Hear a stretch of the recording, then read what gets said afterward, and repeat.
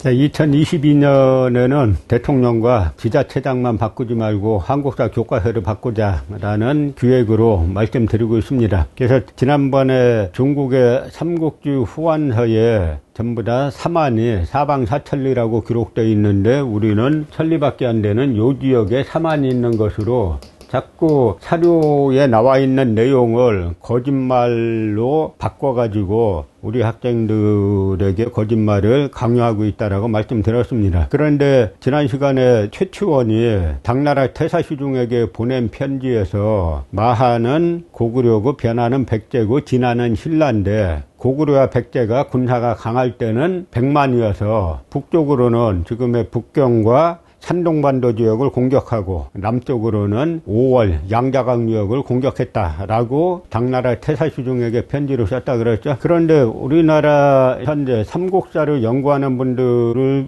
쭉 보다 보면은 이분들이 자꾸 대륙 이야기를 할 수밖에 없게 사료가 돼 있어요. 삼국사기를 면밀하게 봐도 그렇고 그 다음에 중국 사료들을 특히 보면은 이게 과연 삼국의 역사가 대륙에서 펼쳐진 게 아닌가라는 생각이 들게 돼 있죠. 대륙에서 펼쳐졌죠. 문제는 한반도에는 없었고 대륙에만 있었다. 이렇게 보게 되면은 여러 설명해야 할 것이 무지하게 많아지는데 대륙에도 있었고 한반도에도 있었다라고 보게 될 경우에는 여러 합리적인 해석이 가능하죠. 중국의 구당서나 신당서 보면은 백제는 왕성이 동서 두 군데 있었다 이렇게 나와 있어요. 동쪽에도 왕성이 있고 왕이 거주하는 왕성, 왕이 거주하는 것이 도읍이죠. 그리고 서쪽에도 있었다. 그럼 이제 분명히 백제의 왕성은 대륙에도 있었고 반대에도 있었다 이렇게 되는 거죠. 서울대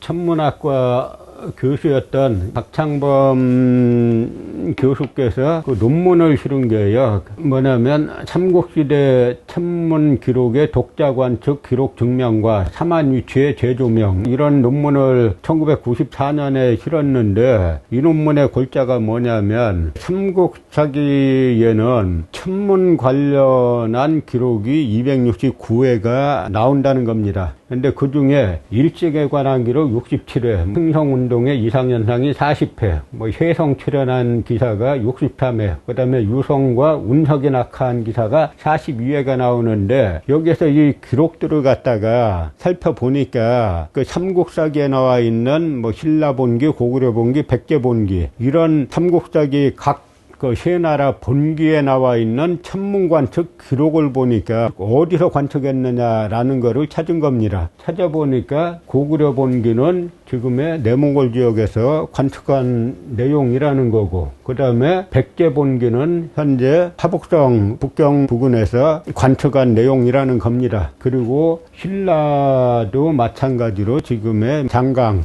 유역 근처에서 관측한 내용이라는 거예요. 근데 이 기록들은 뭐냐면 천문학자들이 천문 기록을 가지고 살펴본 거예요. 첫째는 뭐냐면 아직까지 총독부 역사관을 추종하는 남한의 이 강단사학자들, 한국대학의 역사학과를 다 장악하고 있는 강단사학자들은 무조건 이 천문관측 기록 같은 걸 보면 중국 거 베꼈다 이러는데 천문학자들이 연구해보니까 베낀 게 아니라 독자적으로 관측했다는 겁니다. 천문학자들은 다 알 수가 있어요. 일식이 언제 어디에서 발생했는지 아무리 오랜 세월이 지나도 정확한 데이터로 나온다는 거죠. 그래서 보니까 천문학자들이 살펴보니까 고구려는 내몽골, 백제는 화북성, 신라는 양자강 지역에서 관측했다는 겁니다. 그럼 여기에 상당히 많은 의문이 생기죠. 서로 그래서 융합이란 게 필요한 겁니다. 그런데 이거 발표하니까 어떻게 된 줄 아세요? 한국 강단사학자들이 엄청 비판했죠. 내용 따져보지도 않고. 그런데 제가 예전에 이 내몽골 쪽 가보면은 이 파림좌기라는 곳이 있어요. 그것이 옛날 요나라 수도가 있던 그 자리인데요. 제가 예전에 한번 가봤더니 그 당시에는 중국의 택시 중에 뭐가 있었냐면 오토바이를 개조해가지고 이 택시로 만든 것들이 있어요.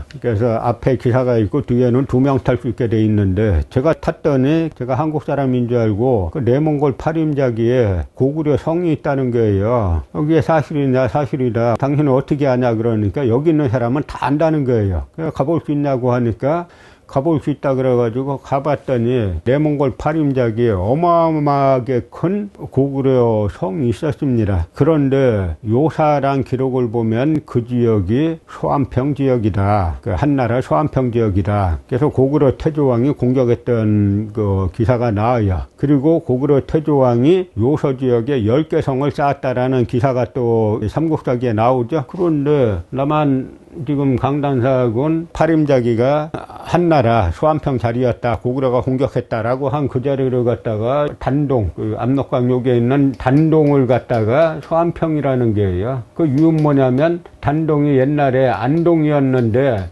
안동의 안자가 소안평 할 때 이 안자 하나가 같다고 갖다 뒤집어 씌우는 겁니다. 제가 여러 번 말씀드리지만 한국대학 사학과로 장학한 남한 강단사학의 위치 비정은 학문이 아니에요. 여기를 가봤더니 이 거대한 토성이 지금도 잘 남아있는 걸 봤죠. 가서 그 다음날 길 가다가 중국 지나가는 사람에게 이 고구려성 아냐 그랬더니 다 안다는 거예요. 그런데 그러고 나서 제가 이걸 갖다가 상생방송에서 한번 저하고 찍은 적이 있어요. 그러고 나서는 그 다음에 중국 당국에서 저 주민들에게 오다를 내렸는지 그 2, 3년 있다가 다시 가가지고 박물관에 가서 여기 고려성 있냐라고 물어보니까 이구동성으로 없다, 그런 거 없다 그러는 거예요. 그래서 나와서 길 가는 사람에게 물어봤더니 이 길 가는 사람들도 고려성 없다.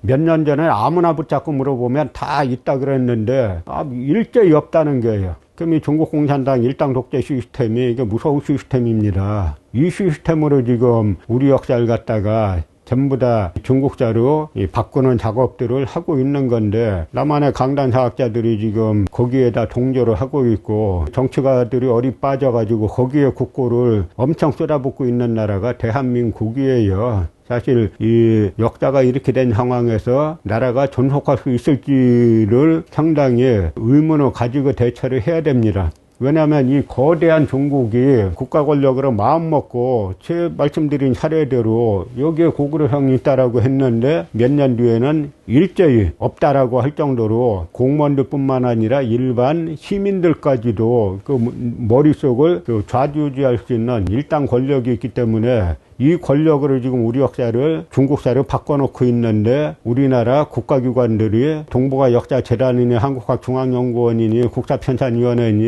그 각 대학 사학과 교수들이 거기에 지금 동조하고 있는 상황이기 때문에 그리고 이 정치가 관료들이 거기에 막대한 국고를 쏟아부어가지고 동북공정 도와주고 있는 상황이기 때문에 우리 국민들밖에 이거 막을 사람들이 없어요. 그러니까 제가 말씀드리는 건 그런 관측 기록들이 고구려가 요서 지역을 차지해가지고 10개 성을 쌓았기 때문에 그 지역들이 대단히 고구려에 중요하게 생각해가지고 천문관측 기록을 내몽골에 해출 수가 있다는 거죠. 마찬가지로 중국의 기록들 보면은 이 고구려가 뭐 요동천리를 차지하니까 백제가 요서를 차지해가지고 요서군 진평군을 영유했다라고 나오지 않습니까? 그 지역을 갖다가 고대의 요동, 고대의 요서 지역을 또 이쪽으로 보고 있는 거예요. 그러니까 이것도 충분히 나올 수 있는 이야기들인 거죠. 그러니까 이런 기록들을 놓고 볼 때 역사라는 게 이런 천문관측 기록이 나왔으면은 그 다음에 정상적인 국가 같으면은 이 역사학자들하고 천문학자들하고 같이 융합해서 공부해보자 라고 해야 되는데 그 다음에 아주 비판하기 바빴죠. 그래서 단재 신초 선생 같은 경우 사만사를 이렇게 정리하려고 하다 보니까 사천리라고 돼 있지 않습니까? 그럼 방사천리면 어떻게 해야 되느냐? 한반도는 말할 것도 없고 중국 대륙을 포함하지 않으면은 방사천리가 나올 수가 없는 거죠. 그래서 이제 단재 신초 선생이 전후 사만론을 주창을 하는 겁니다. 쉽게 말씀드리면은 전삼하는 중국의 이 광대한 지역까지 다 포함하고 있었고 나중에 말조선이 이제 마한에 말하는 건데요. 이 말조선으로 이제 축소된 것이 후사만이다라고 이제 하는 건데요. 먼저 사만을 갖다가 삼조선으로 설명을 하죠. 그래서 삼조선은 신조선, 불조선, 말조선이 있는데 신조선은 흑룡강 유역하고 길림 유역하고 지금의 이 러시아 연해주 일대를 차지하고 있었다는 거고요. 불조선은 요동반도를 차지하고 있었다는 거고, 그 다음에 말조선이 압록강 이남을 차지하고 있었다는 겁니다. 그런데 특히 이제 마한에 관해서 이렇게 말씀드리면 단재신초 선생 이야기는 이 단군조선이 삼조선으로 분리될 때 말조선이 바로 이제 마한인데 말조선은 평양에 도읍하고 있었다는 거예요. 그래서 말조선은 국호를 마한으로 고치고 남쪽에 월주국으로 이제 천도했다는 겁니다. 그러다가 불조선왕 이 귀준이 나중에 유만에게 쫓겨가지고 이동하지 않습니까? 그때 이 불조선왕 귀준에게 멸망했다는 건데요. 그러나 그 다음에 마한의 예체력이 다시 준왕을 물리치고 마한을 수복했다는 겁니다. 그리고 나서는 평양에 바로 최씨낭랑국, 최리가 왕으로 있던 낭랑국, 낭랑공주와 고구려 호동왕자의 로맨스가 있는 낭랑국을 말하는 거죠. 그래서 그 낭랑국 에는 뭐 적국이 쳐들어오면 스스로 울리는 자명고가 있었는데 이 호동왕자와 사랑에 빠진 낭랑공주가 그 자명고를 먼저 찢는 바람에 고구려 군사가 침략하는 것을 몰랐다라고 하는 거죠. 이 낭랑은 낭랑군이 아니라 여러분이 이걸 구분을 잘 하셔야 되는데요. 낭랑군과 낭랑국, 이건 아주 다른 거죠. 낭랑군은 요거는 한나라에 소속된 한나라 낭랑군이고, 낭랑국은 이 최씨가 왕으로 있던 낭랑국입니다. 그래서 나중에 어떻게 됐냐면 최씨 낭랑국이 압록강 이남에서 임진강 이북까지 차지하고 있고, 그 다음에 마한이 임진강 이남을 차지해 가지고 대립하고 있었다라고 하는 것이 말하자면 후사만의 이야기를 말하는 거예요. 전사만은 이렇게 우리가 본대로 이렇게 거대한 강역을 차지하고 있었고, 그러니까 이게 이제 방사천리가 되는 거죠. 나중에 후사만은 여기로 이제 축소가 돼가지고 이 일대까지는 최씨 낭랑국이 있었고, 그 다음에 이쪽으로 축소가 됐다라고 하는 것이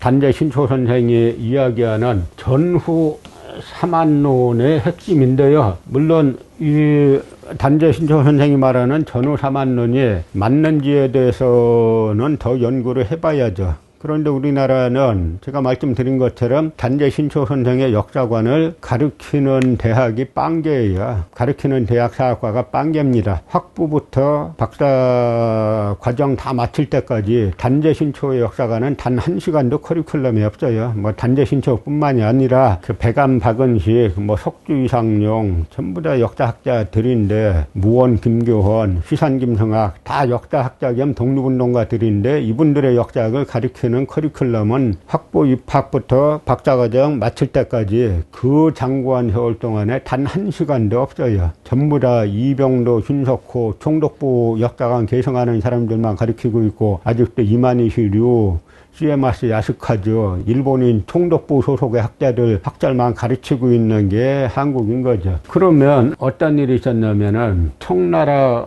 권룡제가 흠정, 만주, 원류고라는 책을 편찬하게 합니다. 흠정이란 건 뭐냐면 왕에게, 황제에게 바쳤거나 황제가 직접 감수를 했거나 하는 그런 책들인데요. 권룡제가 청나라가 중원을 다 차지하고 나서 우리 조상들이 어떤 과정을 거쳐서 여기까지 왔는지, 청나라까지 왔는지 한번 최고학자들이 모여가지고 한번 책을 써봐라 라고 해가지고 만든 책이 1777년에 편찬한 흠정, 만주, 원류고인데요. 여기에 일부는 이 권룡제가 직접 자기 자신이 썼어요. 사만 관련한 이쪽 부분에서는. 그래서 여기에서는 뭐라고 말하고 있냐면, 흠정 원류고에서 말하고 있는 게 삼한 건국에 대해서는 여러 사서들이 많이 어긋나고 거슬리고 있는데, 이게 저오라는 건데 이게 서로가 어긋나고 부딪히고 있다는 거예요. 삼한에 대해서 사료가 우리가 중국에 삼국지가 있고, 그 다음에 후한서가 있고, 거기에 한 삼한에 대해서 나와 있고요. 그 다음에는 아까 본 것처럼 중국 사료에 아주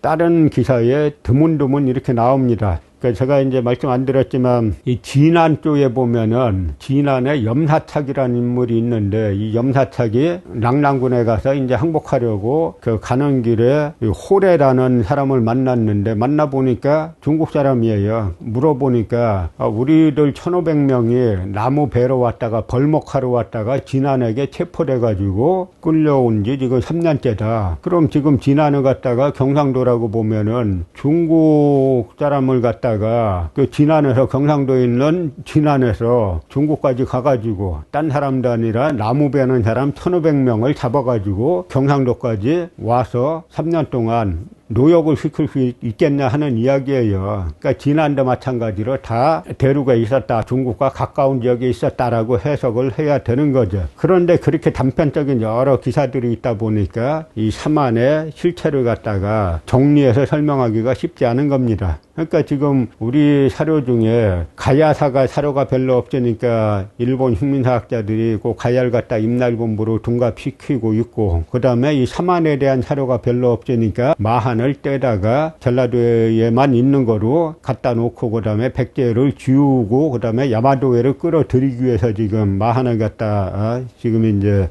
이 학자들이 띄우고 있는 그런 상황인 거죠. 그런데 이 당시 흠정 만류고에서는 사만건국에 대해서는 여러 사사들이 많이 어긋나고 거슬리고 있지만 그 방위를 찾아보면 대개 지금의 봉천 동북 쪽에서 신림 일대까지 걸쳐져 있으며 그 땅은 조선과 접하고 우리 국토가 처음 기틀을 잡았던 곳과 가깝다. 그러니까 이 봉천이 그 심양이죠. 그러니까 심양 동북 쪽에서 길림 일대까지, 그러니까 요령성에서 길림성 일대까지 걸쳐져 있었고, 그 땅은 조선과 접하고 우리 국조, 그 다음에 청나라의 국조 조상들이 처음 기틀을 잡았던, 후금의 기틀을 잡았던 곳과 서로 가깝다라고 해가지고 권룡제가 당대 중국 최고의 학자들에게 명을 내려가지고 편찬하게 한 만주원류고도 사만의 위치를 갖다가 어디라고 보냐면 지금의 만주 일대에 있었다 라고 이제 그렇게 바라보고 있는 겁니다. 그러니까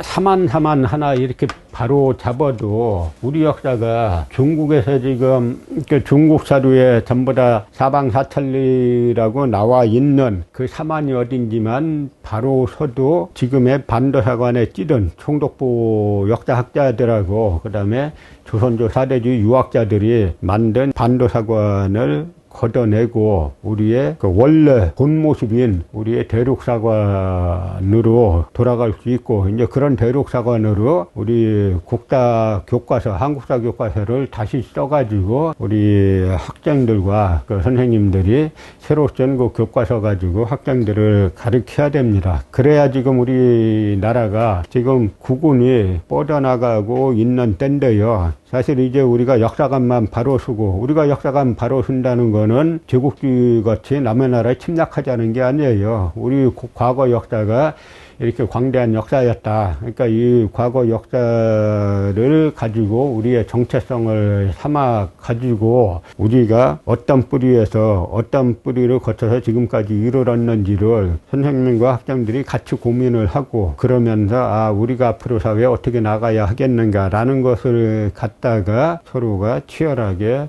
고민하고 토론하고 할 때 학교 교육 현장이 이제 바로 서는 거죠. 바로 설 때 가장 핵심이 우리나라 같이 대학 입시 규정력이 강한 나라는 교과서가 중요한데요. 이 교과서를 바로 써야 되는데 그 바로 쓸 게 너무너무 많다. 거의 다 잘못되어 있다 그래도 과언이 아닌데요. 그 중에 사만사, 중국 삼국지 후한서에 사방사천리라고 되어 있는 이 사만 하나 바로 잡아도 그 이후의 역사가 술술 풀린다라는 말씀을 드립니다.